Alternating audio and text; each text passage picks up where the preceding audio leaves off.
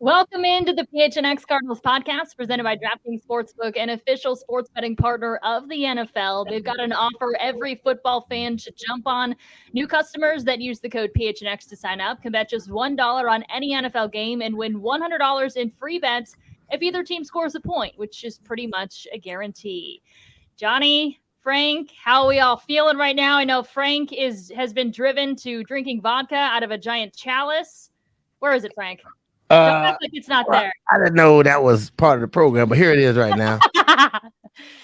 Yeah, you can't show up. You can't show up on this podcast with something like that and not show it off. What in the heck, Frank? The news of the day and the way what's going on right now in Cardinal land is worth drinking out of a chalice right now.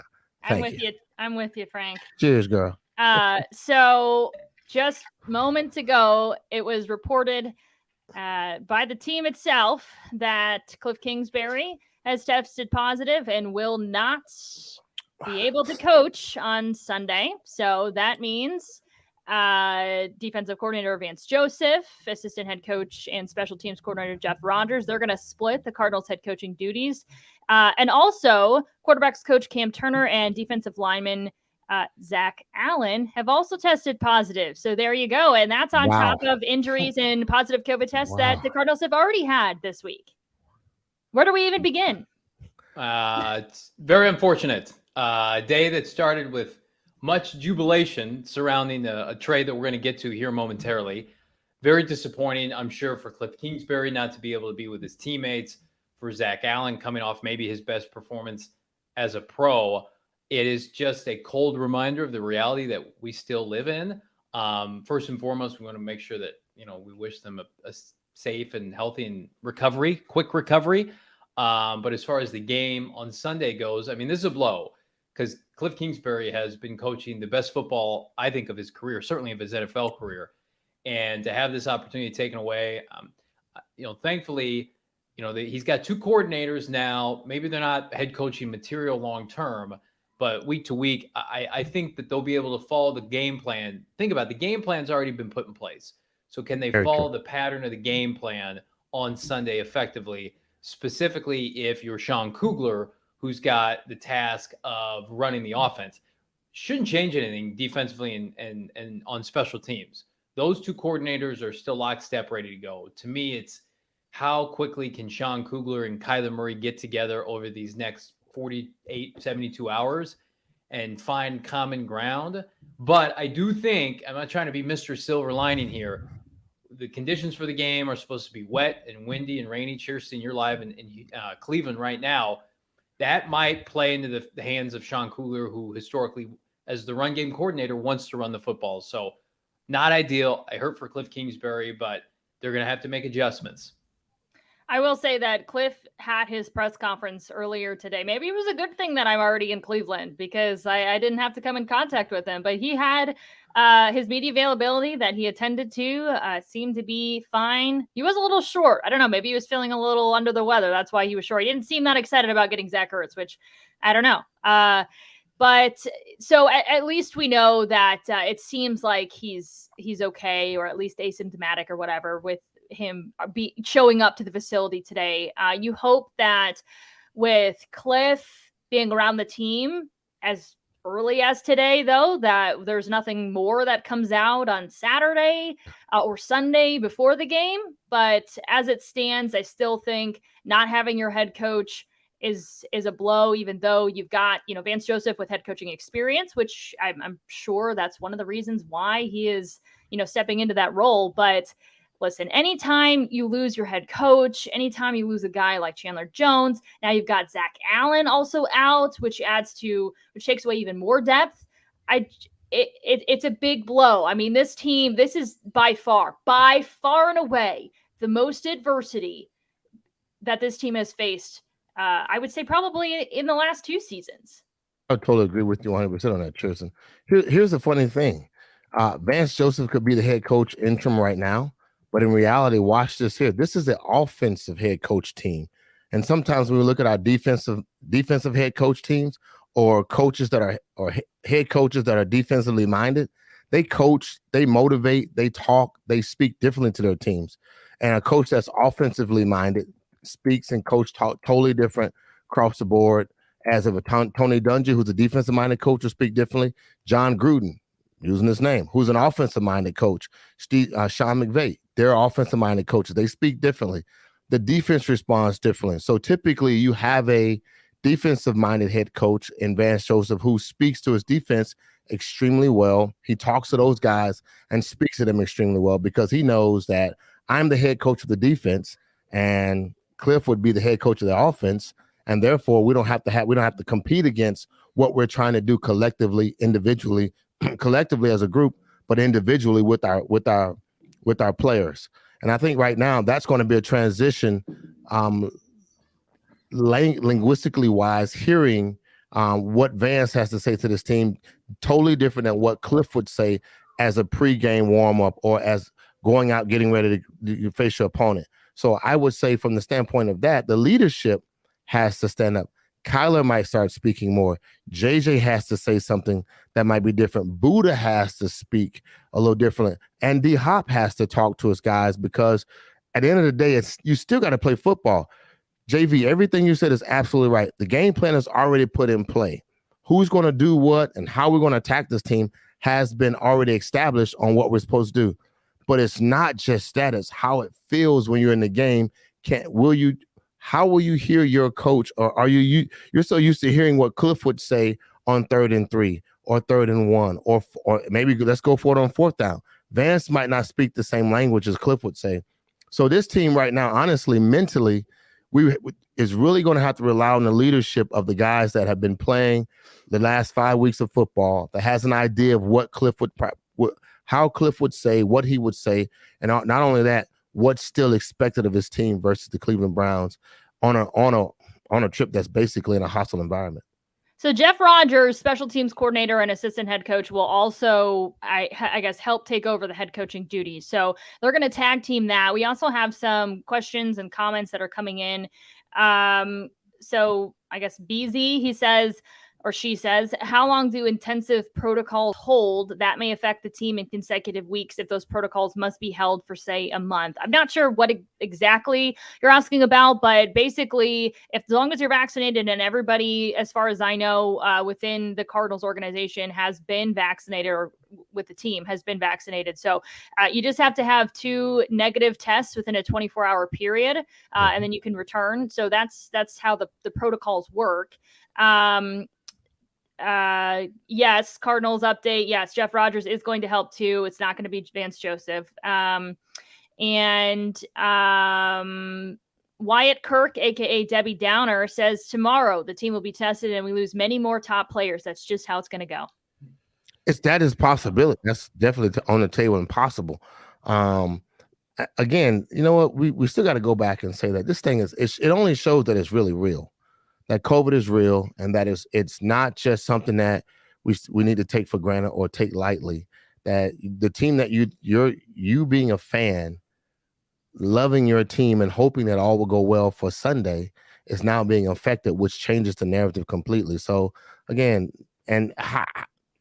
Cliff has been doing what Cliff has been doing. I mean, I don't think he's changed his game plan on how he's been living his life, and now we're in a situation where we just we're in a situation where our team now and what we see on Sunday might drastically change, will drastically change from what we would normally see and what we've seen in the past on every Sunday going forward. To me, it's just depressing because, naively, I thought we were kind of out of this possibility, especially this season in the NFL, when you consider the Cardinals are 100% vaccinated. Listen, I'm not going to make it about vaccinated versus unvaccinated, but just from a football standpoint, figure, okay, Right. they're in good shape.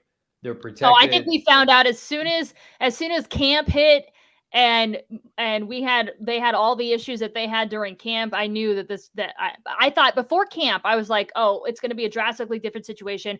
I mean, the protocols that they have in place, by the way, at the facility, let me just tell you what you have to do in order just to get to practice. Yes, please. So everybody, so all media, just so this is outsiders. And so I'm sure that the players have their own protocols. I don't know if it's daily testing still or not, but I'm sure they're getting tested at minimum on a weekly basis, if not daily. It sounds like it's probably daily though. So for media, just to be able to come on to facility grounds, we have to have a COVID test every single week.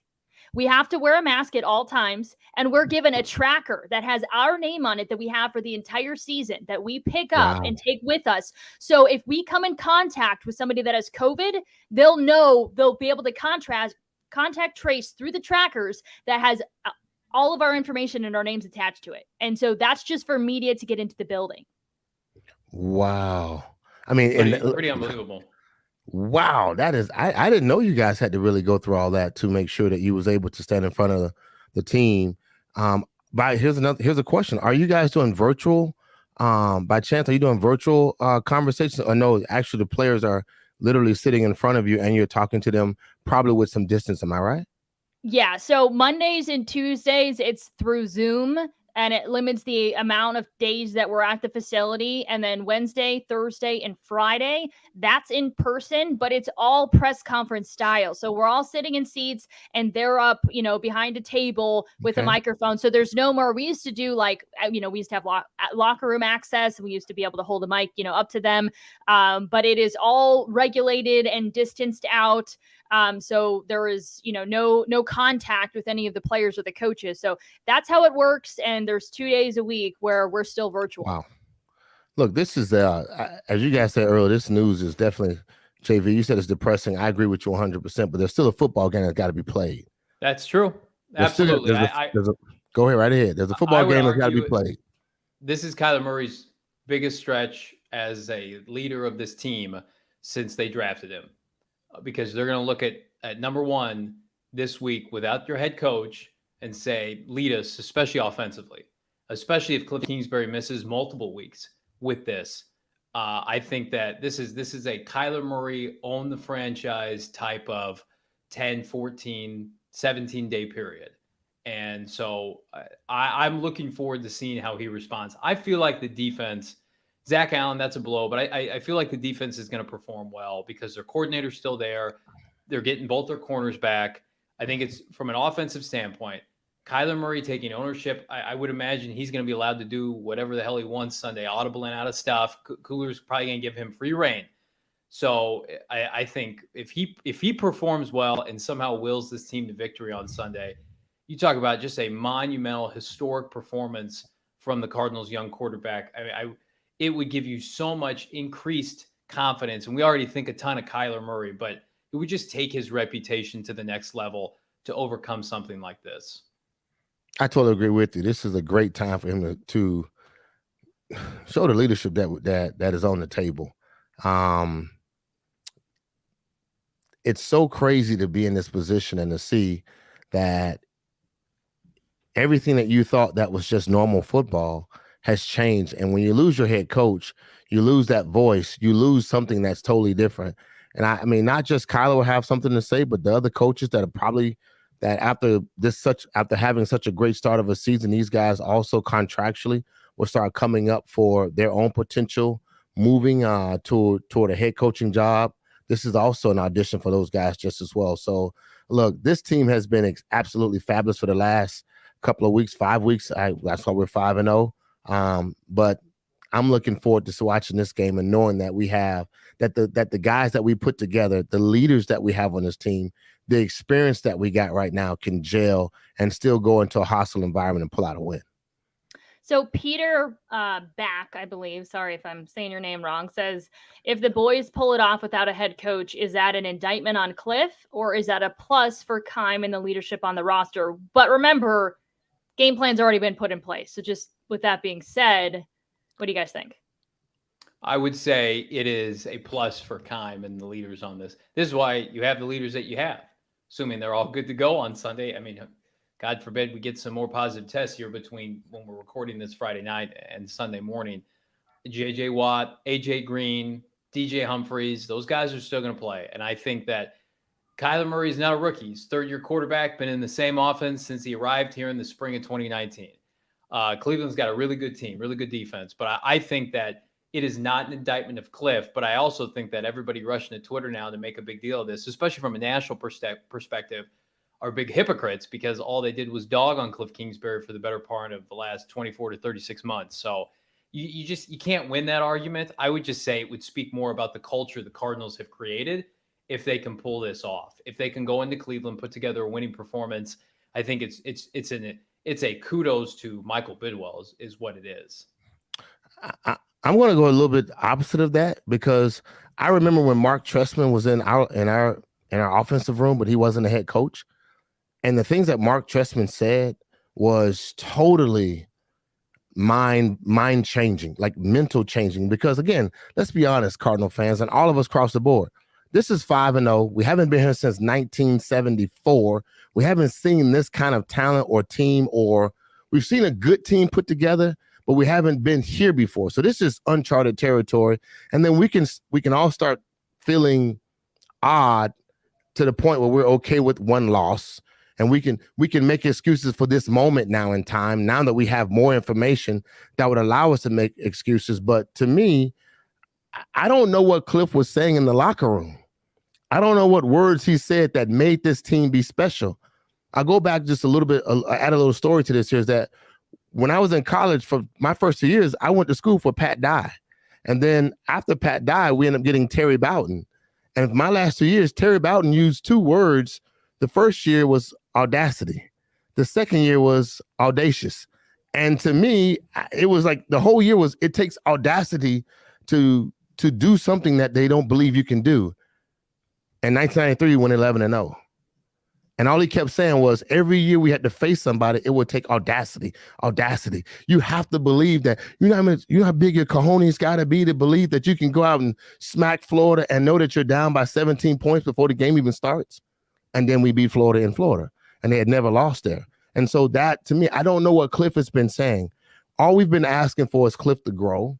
And we can see that talent schematically, scheme-wise, game plan, voice-wise, and then also the personnel, he's grown and adjusted. So, but I just don't know what he's been saying. And again, by the time he gets to the media, he's so Cliff. But I don't know what he's saying in the locker room. I don't know what he's saying specifically to those guys. So I'm not going to say, it's the indictment of what, in regards to it's an indictment on Cliff, or it's because of Steve Keim. I mean, a good team and winning and going undefeated right now, where we are right now, it takes all pieces to believe and buy into the system. I just don't know what Cliff has been saying with that darling, deep voice he has, that maybe he's saying something, one word or two words or a sentence that's resonating. And you guys might be able to speak to this more because you're in the media, and he might be able to allow y'all to hear something. I just don't know what he's saying. So to me, I feel like that's something where, I said this before, in college, we trust the coach, but in the NFL, we trust each other.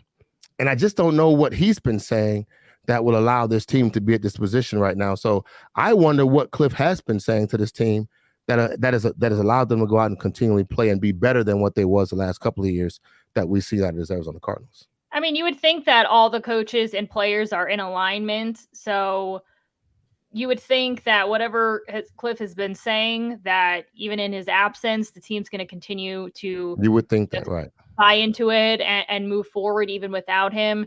I worry a little bit about the play calling, but that's it is what it is. And for some reason, I'm a little bit surprised by this. The Cardinals still 3-point underdogs in this game, which is what they were for the last, 48 hours. So nothing has changed even without Cliff Kingsbury. I wonder if it will. But according to the the DraftKings Sportsbook app, Cardinals remain 3-point underdogs in this game. Does that surprise you? I know, Johnny, you're the betting pro on this show. Yeah, I would not be surprised if that that ticket is removed from the Right. DraftKings Sportsbook Thinking app the same, right? here in the next 3 to 4 hours. I was shocked after the news 5 broke that it minutes. was still available, that you could get the Cardinals at +3 or the Browns at -3, which is, I'm sure, where a lot of the money's going right now.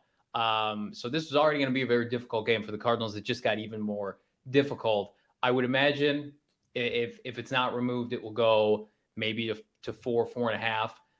In Vegas, typically, no singular player is worth more than a point outside of quarterback. I don't know how Vegas views. Well, I do. I know how they view Cliff Kingsbury, not favorably. So I think if it goes up, it'll maybe be a point and a half. I would not be surprised. I mean, probably the right decision is just to remove it altogether, because who knows? I mean, like, we hope there are no more positive tests and breaking news in the next 24 to 48 hours. But I mean, you would think they're traveling to Cleveland tomorrow, Chierstin and Frank. They're going to be testing them constantly from now until then, so they're not all cooped up on a plane together with a positive test lingering. But it is just, it's unheard of, but at the same time, it is heard of. There were teams that went through this last year. Well, if you want to get in on the action before it's removed or before the line changes, you can download the DraftKings Sportsbook app. As always, use the promo code PHNX. You're going to get some free money in bets if you place a $1 bet on any NFL game this week. As always, though, 21 and over, Arizona only. Gambling problem? Call 1-800-NEXT-STEP. New customers only. Eligibility restrictions apply. See DraftKings.com/sportsbook for details. And real quick, before we get back to the Cardinals news, I want to tell you guys about the promo that we have going on for our members. Buy any Cardinals shirt, get one 50% off, so you can add both of these to your collection. Michaela, she has been sporting all of our shirts, it seems like, lately, and she was wearing the Cardinal standing on the football shirt today, and man, she just looks so cute every single day she wears one of our shirts. She in and of herself makes me want to get one. But members, get one, buy one, get one 50% off, but you don't have to be a member to get one. Always phnxlocker.com. Anybody can buy a t-shirt. All right. So what was going to be our news of, oh, wow, Frank. I'm so ready. They called me early. I already had my DraftKings on, but look, I got my shirt. I got 3 of them. Michaela gave me this one, but I already purchased 2 because I was so excited about the graphics. So look, I'm excited about it. I can't wait to wear mine. So you'll see me rocking this probably Sunday. And Nice. the next couple of weeks, you're going to see me rocking a couple more. Look, that looks ready. Sharp. I know it's fly, does. man. Look, and the material is real soft. It's real. It has that polyester spandex material. It's not 100% cotton, so don't fall for that. This got that polyester spandex, has a soft feel to it. And I'm looking forward to rocking it. It's one of those ones that hug on you. JV, you know how you rock your shirts. So I do. You know what I mean? And when you and I both call me out like that. Look, when the Cardinals win, we're gonna have a Hulk Hogan moment where we slitting and you know, and then you're gonna show your manscape. I'm gonna show my manscape, and then that's what we're gonna do. Whoop whoop. Can't wait, guys. Can't I know. wait. Yes, you can. You can wait for that. I'll make sure I'm sick that day. No, I'm kidding. All right, let's move on. Zach Ertz, that news was supposed to lead our short show today, but the COVID news old news. It. Old news by now. Yeah. So the Cardinals traded for tight end Zach Ertz in exchange for rookie cornerback Tay Gowan and a 2022 5th-round draft pick. So that was a huge move. Cardinals got their tight end before, Johnny, I think you and I were just talking about, before we expected them to make a move. So Zach Ertz, a big-time name, now an Arizona Cardinal. It's a move that's been 6 months in the making. They had interest in the offseason, as did Buffalo, the Chargers. The asking price at the time in March, Howie Roseman was looking for a second-round pick for a player that's 31, great player still, in a contract year, and they have Dallas Goedert in-house. So it didn't make any sense. Cardinals were definitely interested and opt to pass at the time because of the asking price. Fast forward to the season that a lot of people assumed Philadelphia would have, not very good, rebuilding team, and they already have one capable tight end, and they finally opted to pivot, which I think is funny because, you know, the Max Williams injury happens almost a week ago, and then Dallas Goedert goes on the COVID list, so he can't play against Tampa. So I'm putting together my Max Williams article about, you know, potential solutions. I didn't even consider Ertz because I'm like, well, I'm going to trade Ertz. Well, Goddard's out with COVID, and they just beat Carolina. They're 2-3. They're sniffing around. So while I always just assumed that it was a good match, and I talked about it throughout the duration of the offseason, God knows people follow me on Twitter, I wouldn't shut up about it. I thought it was a great fit. He's got ties to Arizona, contract year. It culminated over really the past 24 hours. They had dialogue yesterday. He played. He got showcased in that game last night against Tampa, caught a touchdown. And then this morning, it was consummated for a mere, I guess it would be if it happened yesterday, a fifth and a future fourth, ended up being a fifth, and Tay Gowan, who is a 6th-round pick, but playing well, developmental corner that we all like. But at the end of the day, it is a massive pickup. You can't replace what Max Williams brings to this locker room, certainly his blocking and physicality. Zach Ertz is, if you talk about the best tight ends the last 5 to 7 years, it's Kittle, Kelsey, and Zach Ertz, right? He averaged over 800 yards for the better part of 5+ seasons. He's still a great red zone threat. He brings a different dynamic that you're going to be able to exploit one-on-one coverage with. It is a win-now move that I didn't think they'd make until, Chierstin, like you and I mentioned, maybe closer to the deadline. Kudos to Steve Keim. I did not see this coming this early. And the fact that they got him for pennies on the dollar, I mean, it's the kind of move where you feel like not only is it going to help you get in the playoffs, but it's going to be a differentiator. A Zach Ertz 4th quarter touchdown to help you, get to the divisional round, to get to the NFC title game. That's why they made this move. And, it's an all-in move that, man, I was excited to talk about until about 45 minutes ago, and then things changed. But nonetheless, huge pickup. Anytime you can bring somebody on your team, the only thing you ask for is a veteran that knows that still has some game left and someone that could honestly bring something to the table. And that's what you just got. You got somebody that can bring something to the table. A little bit shy of, 600 catches career-wise as a tight end in NFL, a little bit less than 7,000 yards. But look, there's things that he touchdowns. I mean, there's things he brings to the table that will be absolutely a good replacement for Max Williams. Max was still growing and figuring out what he was going to bring to the table. Unfortunately, we saw a lot of good things out of him this year, and unfortunately got hurt. But you're bringing someone in that literally can replace him. Probably not a better blocker, but definitely brings him to the passing game, and a name and a number you have to put on your bulletin board to pay attention to. If I'm a receiver, I'm just as excited. Everything he does on the field, he makes every catch. He can block. He has good speed. He's a presence on the football field, and that's all you want.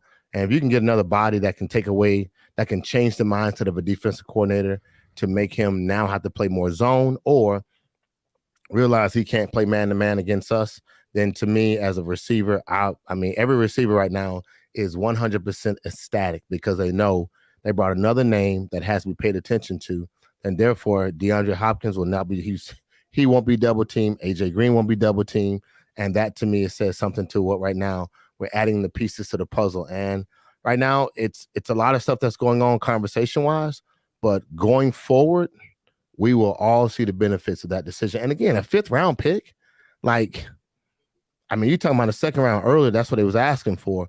But Steve is absolutely fabulous at holding. If you're Philadelphia, right? If you're Jalen Hurts and you're at Philadelphia and you just lost your number one tight end, that to me says, what are we doing? I'm asking myself now, what are we doing?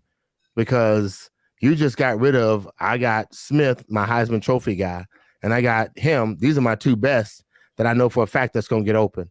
And you just got rid of him and traded him to the Cardinals for a cornerback, and who's not a non-playing cornerback who hasn't played in the NFL yet. So that to me is Philly is showing us right now what they're doing, but the Cardinals are showing us what we're doing, and that's a good thing right now.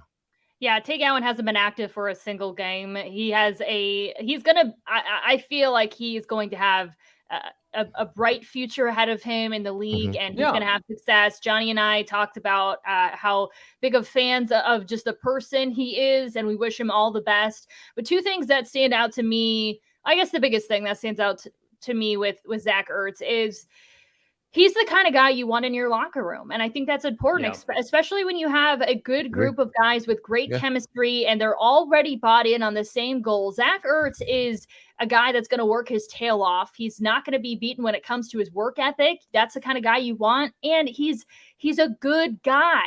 He almost reminds me of a kind of a JJ Watt. And it's funny because they both have wives that play professional soccer for the same team in Chicago.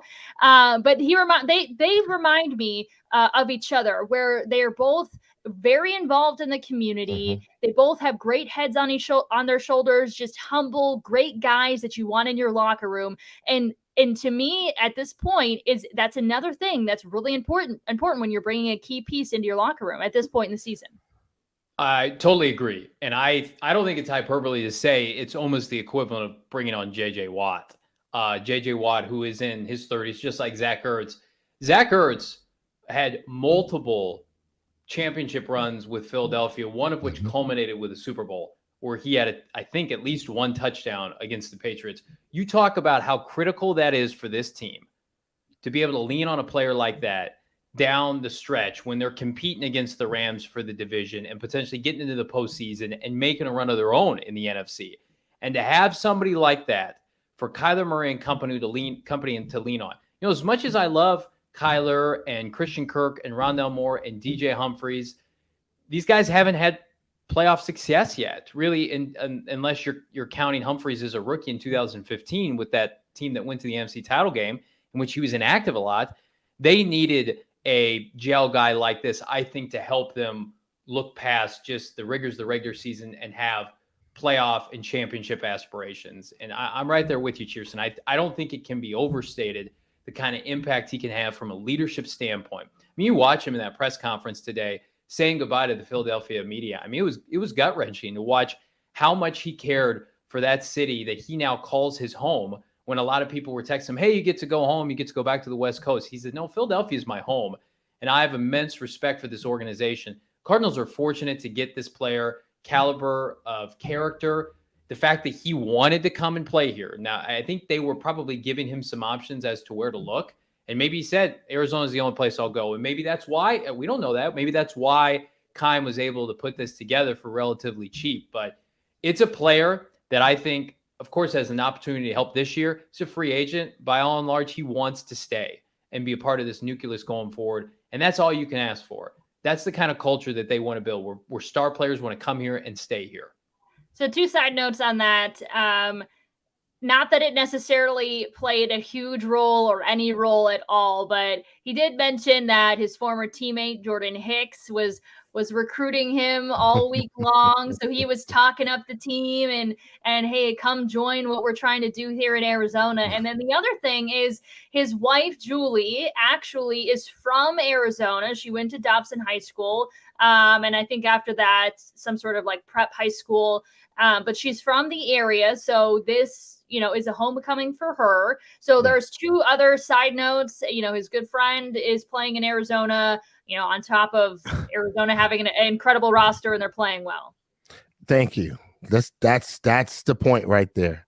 He knows. That's like a side note, Frank. I mean, all those things, I got it. Those are all great points. At the end of the day, if you got a chance to come to a 5-0 team with a quarterback that has all the skill sets, and he's played with talented quarterbacks that can run and throw, but he's not played with a Kyler Murray at that speed, but I mean, he knows right now he's coming to a team that affords him the best opportunity to get back to the dance. And I honestly, if that was me, if I was sitting in Philly and it's about to be about 20 to 30 degrees consistently, and it's going to just get worse and uglier and you know that what they're about to do to your quarterback, to me, I would have immediately jumped to this chance to come to the Arizona Cardinals because I know right now this team is the hottest team. But not only that, they have great leadership and they're heading in the right direction. The character of the players they brought in is just, you can't give Steve Keim enough credit. You talk about bringing in the right guys to get this team over the hump. He is pushing. I wrote an article, shameless plug, go PHNX.com, about Steve Keim and the fortification of this roster. That was before the Ertz news and the COVID news, unfortunately, tonight. But he has fortified this roster to the point where they're not top heavy. They can go multifaceted. flexibility, positional flexibility, and I just can't say enough good things about the leadership. So does this trade tell you guys that the Cardinals are all in on making a playoff push or a run for a title? I would say to solidify themselves as a top seed in the NFC and to win the division. I think the moves they put in place in the offseason were to get them over the hump, to get to double digits, and however they got into the postseason, they would not be happy with, but they didn't make the playoffs last year. So the goal is to make the playoffs. Now you've beaten LA. We had to see you do it. They're 5-0. You lose a key cog in Max Williams. I think it's let's go get the number 1 seed in the NFC and let's get home field advantage throughout the playoffs. That's what I believe it represents. The knock on the team in the past was that we were not getting the players that we totally needed. And when we had a chance to get those players, and literally over the last couple of years, we've seen that transitional change. And I don't know if it was because there was the all in on Cliff and everything he needed, or it was all in on Cliff and Kyler show, and realizing that this could be something absolutely pretty special. But in these last couple of years have been the diagram and the diabolical moment of it. We can go out and get that player, that player. I said it was diabolical. I mean, hold up your skeleton chalice when you do that. Oh, when I do that, my bad. But it seems when you have those moments, again, 3 years ago, there was something with Steve Keim that happened, and then it would look like everybody was like, fire Steve. We never had an offensive line. That was always the argument. He hadn't put together an offensive line as supposed to be the offensive line guru. He's had multiple first-round picks that didn't pan out and all these conversations. But now, and again, with experience should come wisdom, right? With experience should come wisdom. And Michael has been 100% committed to Steve Keim the whole time he's been here. He's protected him and also allowed him to have carte blanche at what he wanted to do with the team. And then in some moments have been successful. And the fans, I mean, they've been chiming in pretty ready, and we appreciate that, guys, for your comments. But right now where we are and what has been happening has been, the drawing board of, watching you go get the first round draft pick in Kyler, bringing Cliff with him who coached him before, watching what this team has been able to produce, and then adding pieces to the puzzle. And right now it's like, as we said before, he's been playing a great game of poker and putting great cards in the right spot. No pun intended on the Cardinals name, but in truth, the cards have been falling our way specifically. And right now it's showing on the field. And it's coming together and it looks good. And I know the fans and I know the people who've been watching can absolutely say the same. Well, while I was checking my DraftKings Sportsbook app a little bit earlier in the show to make sure that the line was the same and hadn't changed, I realized that I'm in Cleveland, so I can't use the DraftKings Sportsbook app. What? I know. Yes. So if anybody is traveling to Cleveland or leaving the state of Arizona, get your bets in before you leave. Look, if you need me to put something in for you, holler at me. I got you. I'll have to have Venmo Frank with some interest. My guy. I've got my guy in Arizona. If anyone, holler at me. As always, you can download the DraftKings Sportsbook app, use the code PHNX, place $1 on any NFL game. You're going to get $100 in free bets instantly. It's safe, it's secure, and you can deposit and withdraw your money at any time.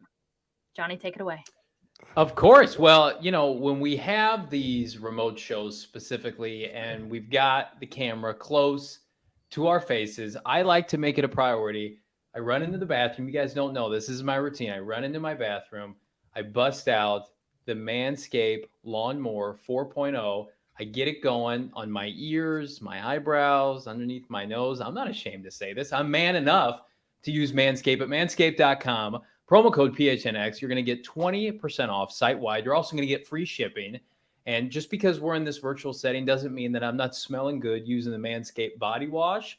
They've got so many different unique items that can help you look your best that I happen to use regularly to prepare for you, America, on our fine PHNX programming. That's manscaped.com.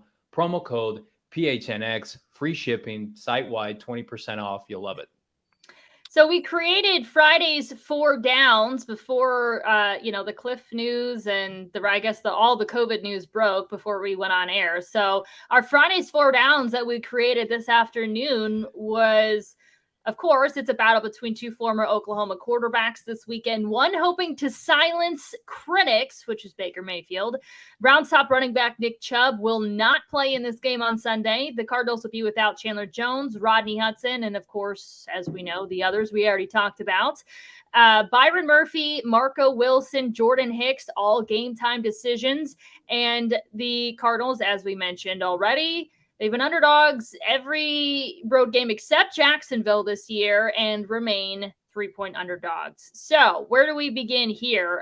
Let's start with Nick Chubb being out on this game. So the Cardinals aren't the only ones that are going to be without top players. Nick Chubb, their top back and the leader of this potent running attack, is not going to be active on Monday. Thank you. Sunday. I'm not going to say thank you, but look, I've been watching this guy. I literally sat at the house this morning watching nothing but film, recanting all the way back from game 1 of the Cleveland Browns. And that's what you have to do. We're at week 6 right now, but mostly every NFL team goes back about 4 weeks to watch and study what our opponents have been doing. Look, everything that Cleveland does offensively is absolutely amazing. When I say that, I don't say it crazy. I said amazing. Like, you can go back, watch the highlights of what they do, what they bring to the table. They are running counters with the running backs. They're running dives. They're running sweeps. They're running screens. They're running. They're doing little quick tosses to the running backs. And these guys are absolutely amazing. Nick Chubb not being there is only an advantage to the Arizona Cardinals. And I tell you what, that I'm happy, because that made me concerned just watching what they do. These guys are able to catch out of the backfield. They block. They chip block extremely well on the outside of the defensive ends. We talked about that a week ago, where if a defensive end he's a very good defensive end. He's normally used to going on the outside of the tackle. A running back or a tight end will come and just chip block him and put him back inside. These guys do that extremely well. I watched him do that extremely well against the Chargers with Nick Bosa, and it changed his path. I'm glad that Nick is not there. So to me, that should probably make the +3, +4 maybe go down 1, because he is definitely a factor. He would be a factor in this game. Well, it's also worth noting too that they may or may not play, but both starting tackles for the Browns, did not practice today. Yep. So take that for what you will. I think it's a huge deal. Outside of Derrick Henry, I think Nick Chubb is the best pure runner in the NFL. And the Cardinals would have had to play, and they're going to still need to tackle well, but have their best tackling game of the season. It gives the Cardinals a definite advantage. Kareem Hunt has not had a full workload since the better part of last year, and still very capable, but just a different kind of runner, more of a slasher, I think a more prolific receiver, but not the in-betweens tackle runner that Nick Chubb is. They're going to run, I would imagine, a similar variation of what they did last week with their 3-3. Now with Zach Allen out, I think you could see a defensive line of Watt, probably Corey Peters, and Lecky Fotu played really well last week, like his best game as a pro. So I think he gets the start opposite Watt. And then you'll have your three inside linebackers in Hicks, Simmons, and Xavier Collins. Now you've got your secondary back. You can bring Simmons closer to the line. Byron Murphy and Marco Wilson are going to play. They're in a better position, even without Zach Allen, with their defensive coordinator still intact and as the co-head coach in this game, to stymie this offense for Cleveland. Yes, that exploded last week, but played a really close game against Houston. Hasn't been overly impressive at times this year. Baker Mayfield has 4 touchdown passes on the season.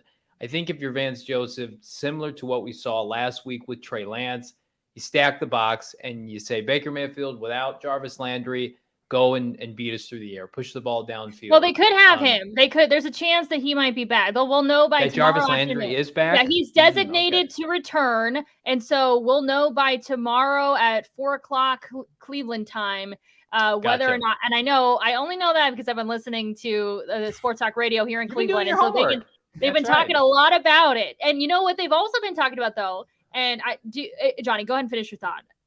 No. Let's hear it. So the other thing that I woke up this morning, got my cup of coffee, turned on the radio, and they were basically defending Baker. Apparently if you listen to people here in Cleveland, like, he's getting a ton of flack. I mean, a ton of flack. Okay. So this morning they were defending Baker, and they basically said, you know what? We're so used to being miserable here. We forgot how to be positive. So let's turn this entire show into all the reasons that we have to be positive. And you know, the one thing they focused on, the run game, and we have Nick Chubb. And that was what I listened to for like 45 minutes. It was like, we've got Nick Chubb and Kareem Hunt, the best running duo in the NFL. And they were like trying to hype themselves up all morning about and that was the one thing they kept falling back on. And then later in the day, it's kind of interesting. They had a little bit of like a roller coaster week in Cleveland as well.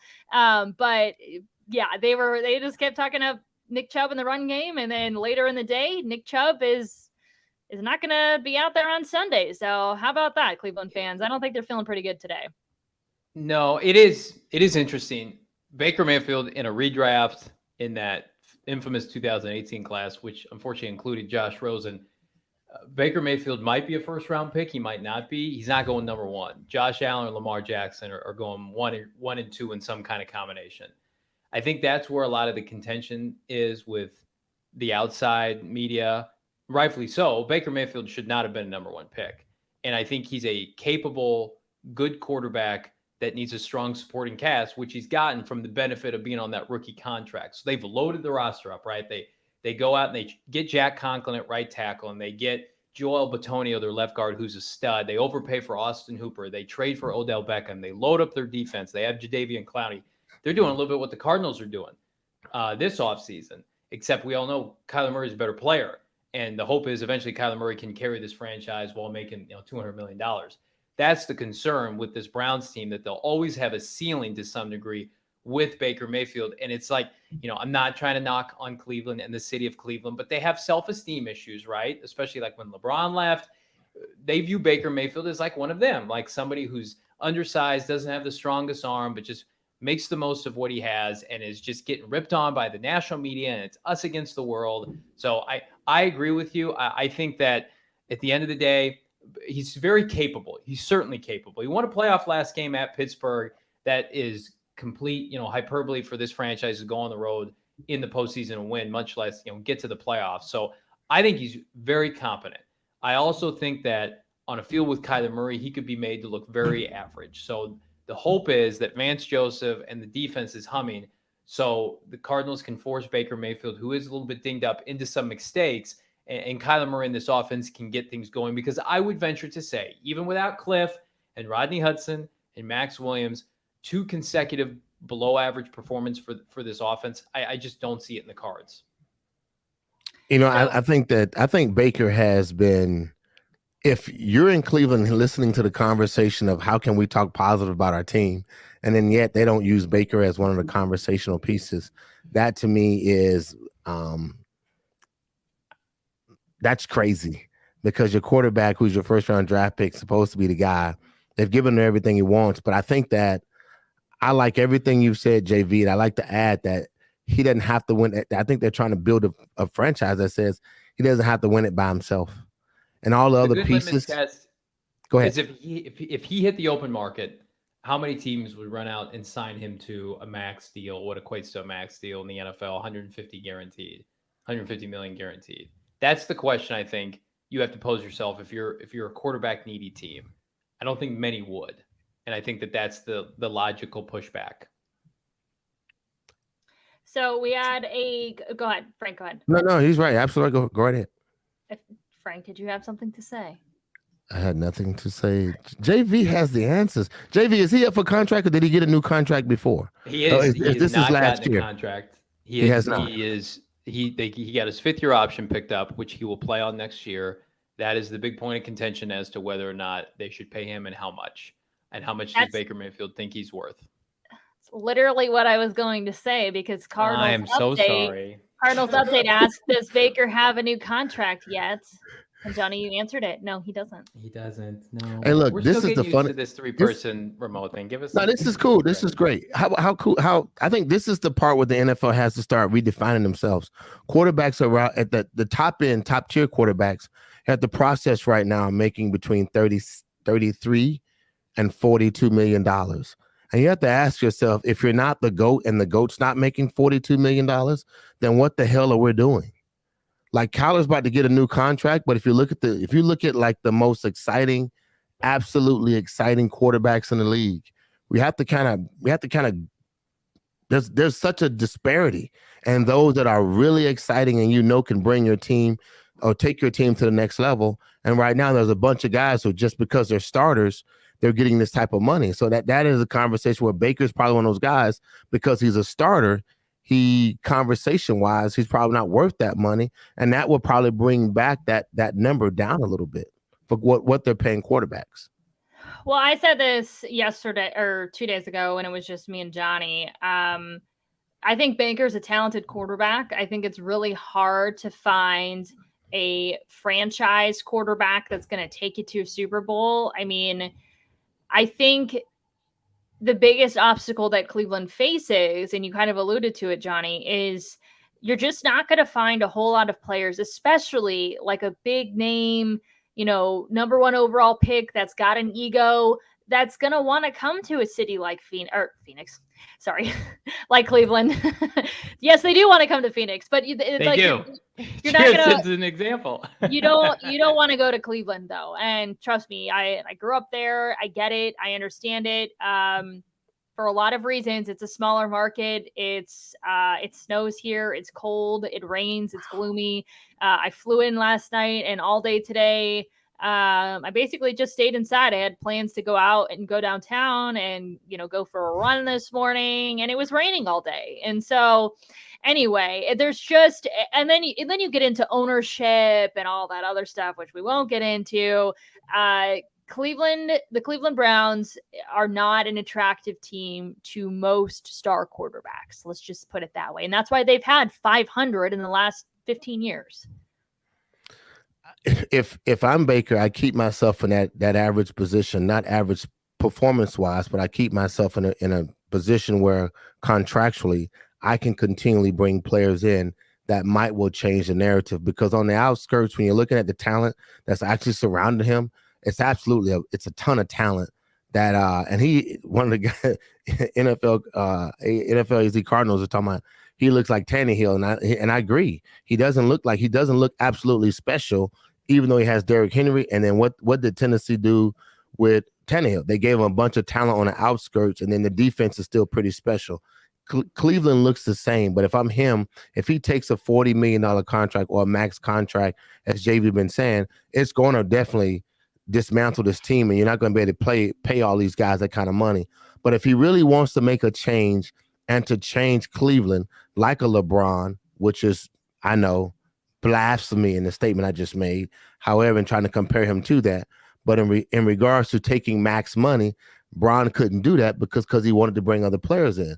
And I think if Baker wanted to do that, this is not a PHNX Browns podcast, but since they're our opponents, I would still say if that's something that he wanted to do, I would say I would take less and put money other places and have it where I have to fight for it so I can keep pieces around me that will make me look good. And I think that sometimes it's always the caveat or the challenge between taking contract money and then losing your actual star players, because most of the players that take big money don't necessarily, they lose their star players and then they become very average or they look average. Cleveland, this is for you.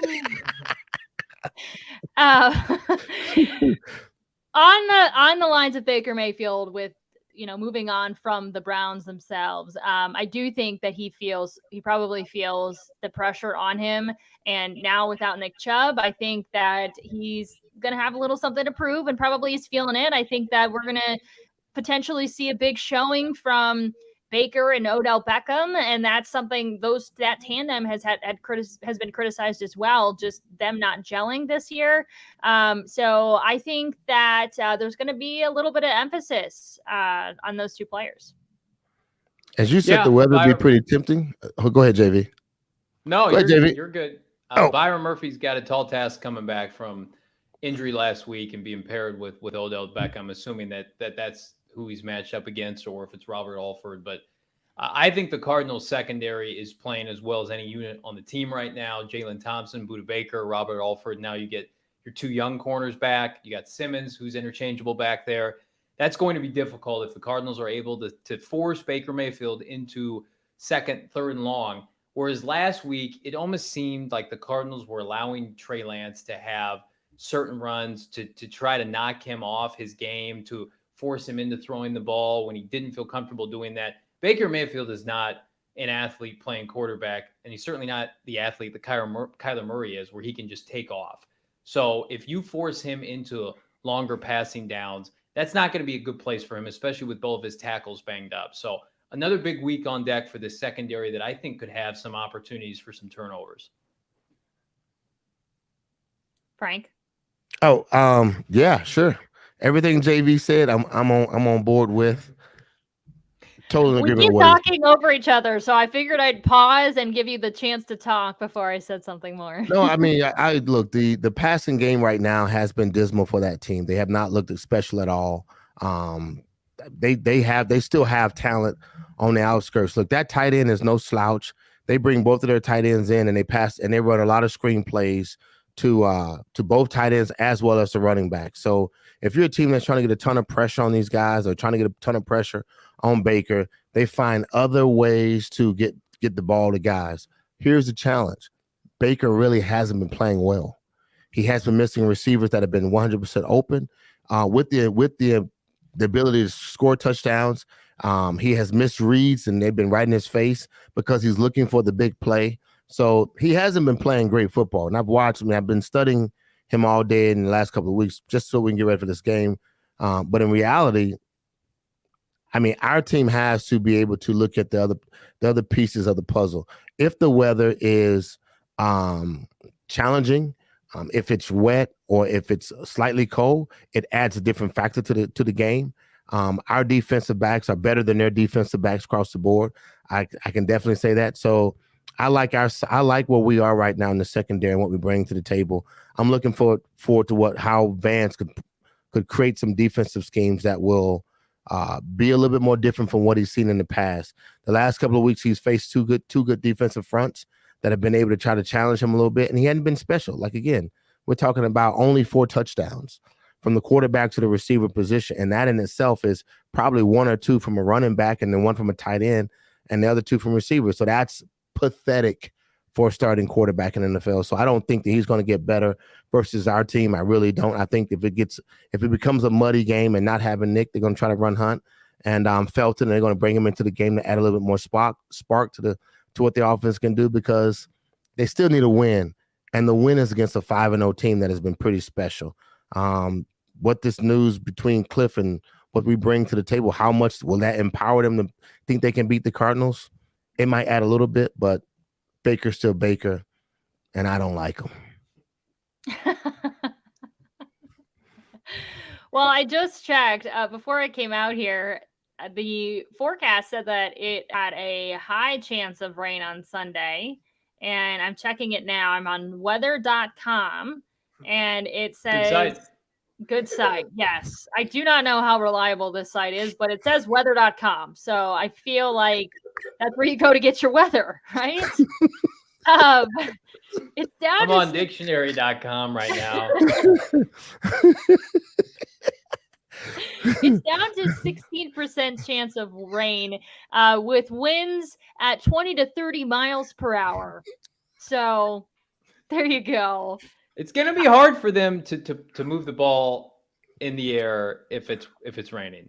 So how does that change the Cardinals' game plan? Before Cliff was jet-setted with COVID protocols, he was at this press conference today. I know, Chierstin, you had the bio. It was basically like, hey, I don't know if it's going to change our game plan. Well, now, Cliff, you're not going to be there. We don't know who's going to call plays as of 7 p.m. on Friday night. So I would imagine that you're going to see a lot of James Conner and Chase Edmonds on Sunday. That would be my guess.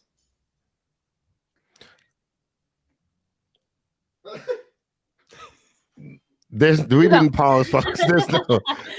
There's no tape delay. We just paused on a second. I would like to see Chase Edmonds more in the backfield. I think he brings a different kind of spark to the game plan. Something of what the Los Angeles Chargers running back did against those guys. He had a little bit more agility. They were really focused on. Cleveland Browns defense does this here. They set up their whole mentality is to stop the run on the way to the pass.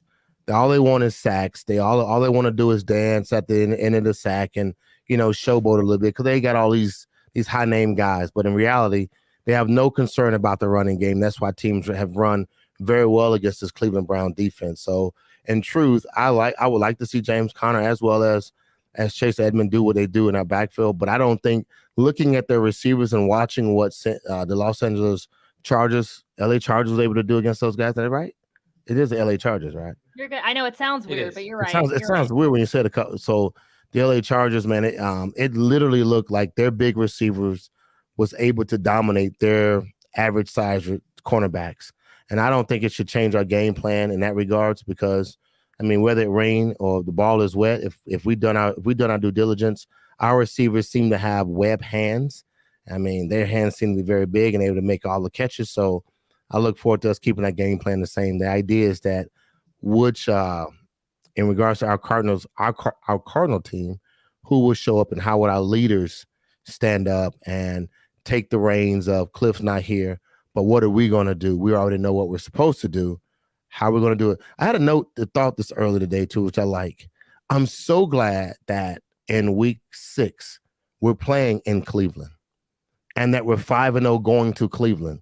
Because in reality, everything we've been trying to fight for and want to get to, again, I said this earlier, this is all new territory for us. This is a position where you can start feeling timid and fearful and listening to all the mainstream conversations of it's time for the Cardinals to lose, how great the Browns are. But in reality, the idea is the idea is this here. I'm so glad we're playing in Cleveland because there are really no distractions.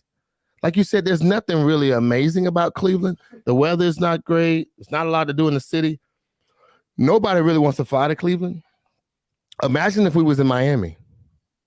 Imagine if we was going to play the Dolphins. Imagine if we was going to New York.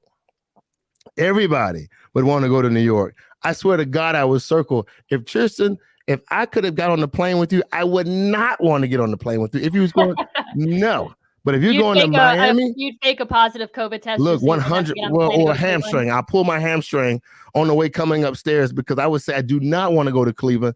Look, hey, that's the truth. But if you was going to Miami, look, hey, Saul, hook me up, bro. Look, Frank, those are fighting words. My grandma just came. I'm staying with my granny, and she just came down. Big Cleveland fan, never wants to leave Cleveland. She just came down. She's giving you dirty looks. Grandma, look, you started it there. Your legacy's there. Look, rep Cleveland all the way to true and true. Browns forever, baby. But if you get a chance to go to Miami and see how the other folks are living in Miami, there's a condo with your name on it looking over the water, and Chierstin will probably move there too. And I'll be a bodyguard. I agree. I'm Frank. Anytime you want to make that move, just let me know. Look, I'm glad that we're not. Look, trust me. There's so many I always talk about distractions, right? I talk about family. I talk about tickets. I talk about distractions. And right now, I'm glad that even though our scenario right now is not great, I'm glad that we're going to Cleveland though, because it can be it's a workman's like mentality when you go to Cleveland because the weather's bad and you don't have any distractions. All you have is airport, hotel, stadium, airport, back to Phoenix. Rock and Roll Museum. It's the home of duct tape. Duct tape? Lake Erie. It might catch fire, but it still exists. You know. I agree. So I'm that news right there. Being in Cleveland. Look, if you're a fan and I'm a player, if I'm a player, that's where I want to be. I want to be playing Cleveland. I don't want me and JV going to LA right now. And he has you don't want me unleashed with my Manscaped on the streets of LA. I don't, because I know right now you're gonna get rubbed down all day, and that's I'm gonna have to fight him off you. So I don't want that problem. I don't want that problem. You know what I think? I think it's time to end the show. Is what I think. Well, you want to end? I'm already laughing, but do you want to end on something fun? I got Yes. some stuff for you guys. Sure. Yes. All right. Shane, if you could throw up the picture of Myles Garrett's front yard. He decorated for Halloween with all the tombstones of quarterbacks that the Browns are going to face this year, and Kyler Murray is right in the middle there. You see, It's Murray was a baby tombstone. I know it's a baby. You know one. what? I don't That's a slap in the face by itself, that baby tombstone. You think that's on Shitty house purpose? for Myles Yet Garrett. ingenious. Yet, as a former player, and that was me, I think that is hella fire right there as a baby tombstone. There's a part of me that's like, oh, that's bulletin board material. But then, you know what? That's just funny. Like, that's absolutely That is really hilarious. funny. Props to Myles really Garrett. funny. That's funny. Every player has to have some sense of humor, but him recognizing, look, that's what he does. You know what I mean? He's a defensive end.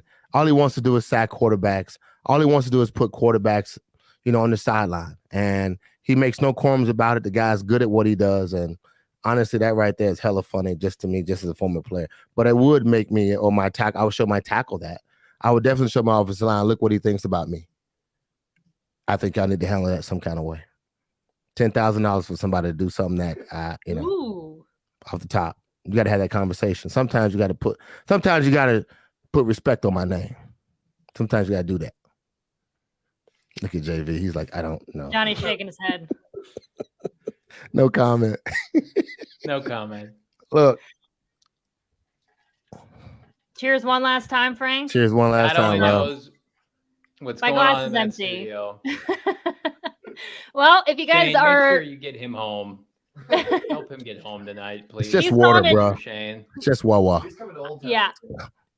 I may have made up the vodka part. We have no idea what's in the chalice that Frank is drinking. It could just be just water. Wawa. So, cheers just to you, Wawa. Frank. If you guys have not subscribed to our YouTube channel or wherever you get your podcasts or are not following us on social media, PHNX_sports, what are you doing? Click subscribe, click follow, get yourself a nice t-shirt like Frank's holding up. And we'll see you on Sunday. I'll be with you guys pre-game for our tailgate show and post-game from the stadium. And it should be an interesting one. See you guys. See you.